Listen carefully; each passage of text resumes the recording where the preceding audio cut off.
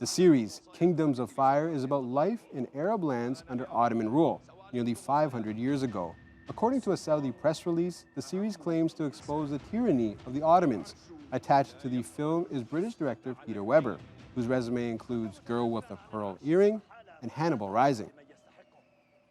So is Kingdoms of Fire an honest television series or Saudi propaganda? Let's talk to Miriam Berg, assistant professor in residence at Northwestern University in Qatar. Miriam, your research focuses on influences of Turkish media in foreign markets and Turkey's growing role in international politics. How effective are Turkish TV series as soft power tools?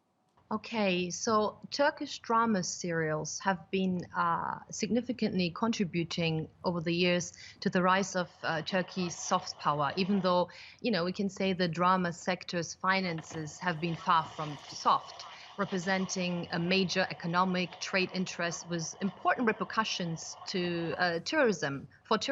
So Turkish serials are an important catalyst for an increased awareness of Turkey in the region, which also prompts many viewers and their families to visit the country to experience what they see on the screen for themselves. So in the past 10 years, Turkish series have become a permanent fixture on Arab screens.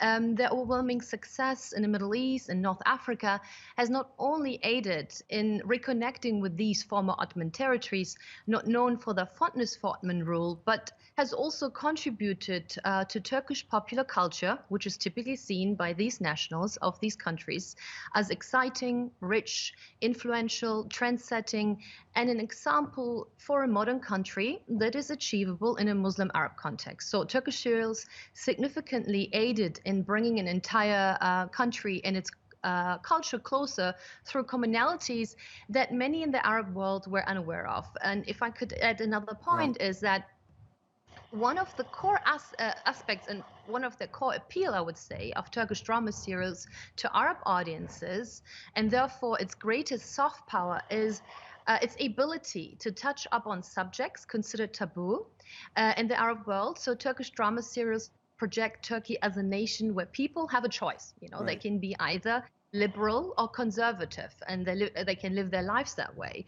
But a society where family values and respect for one's elders still matter. So by doing so, Mhm. they fill a void that Arab media fails to satisfy. So Turkish series aid in creating really an affinity, a familiarity with Turkey and its culture among Arabs that no other public diplomacy incentive could possibly have achieved. So then how did audiences react when the Arab world's largest TV broadcaster, NBC, dropped Turkish soap operas?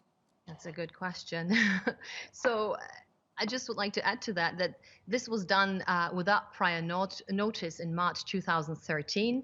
The Arab world's largest private broadcaster, as you just mentioned, NBC Group, pulled the plug on Turkish cultural products. And ironically, the network that first ignited the fever for Turkish serials has been the one to now seemingly extinguish its existence in Arab screens. So with the shows no longer airing in Saudi Arabian or UAE networks, loyal viewers have been constrained to watching Turkish serials on alternative platforms.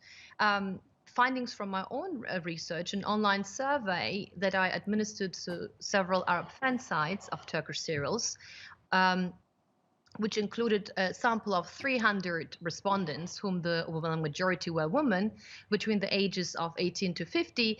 It really showed that loyal viewers are now opting to watch Turkish serials either online with English or Arabic subtitles through platforms like YouTube or other blogs, or they are visiting Turkish channel websites Right. and watch these shows in original language. And interestingly, lots of people are actually learning Turkish that way. But another thing is that the younger generation, we could say the 18 to 25-year-olds, have been now watching shows on Netflix. But another interesting, maybe concerning thing is that the older generation, maybe people above 50, what the data has shown is that they either stop watching or they're basically going to other satellite channels where these shows are still aired but dubbed in Arabic. Right. But ultimately, what these findings have revealed is that Arab audiences are active. They seek and control over content that best serves their needs, irrespective of restrictions and censorship imposed on them. So we can all agree that In the MENA region, television is still maybe one of the most prominent, ways to watch content. But the new development shows that Arab audiences now, with the new media landscape, freely engage with content they would like to engage, rather than being forced to consume what state or media corporations want them to consume. So, Kingdoms of Fire paints a picture that the glories of the Ottoman Empire were not so glorious after all, especially crimes committed against Egyptians and the Ottomans' theft of Egyptian wealth. What do you think of this? NBC's decision to produce the series Kingdom of Fire clearly shows that they believe that Turkish cultural products, serials, have an enormous impact on Arab audiences. So Ottoman period dramas like Magnificent Century or Resurrection Ertugrul have been hugely successful in the MENA region. They achieved what Turkish foreign policy has sought to accomplish, basically a renewed reconnection with former Ottoman territories through rekindling of Turkish nostalgia for an age of the empire among countries that are not known for their fondness for Ottoman rule.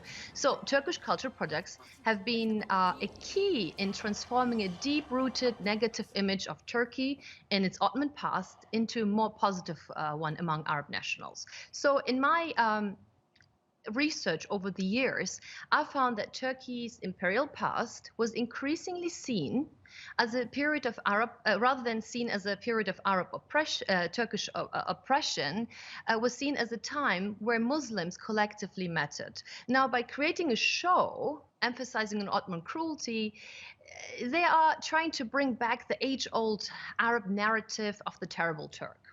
And what is interesting here is that there is assumed that the Arab audience is passive and get influenced by anything they see on television. And Turkish shows are successful because they are well produced, have talented actors, touch on stories that are not touched on by Arab media. So by again Right. producing a show that's kind of where the producers think it will resonate with the audience, doesn't mean it will resonate with the audience and it will be successful and achieve what it's trying to achieve. Miriam, thank you very much for your time. It will be very interesting to see how this all plays out.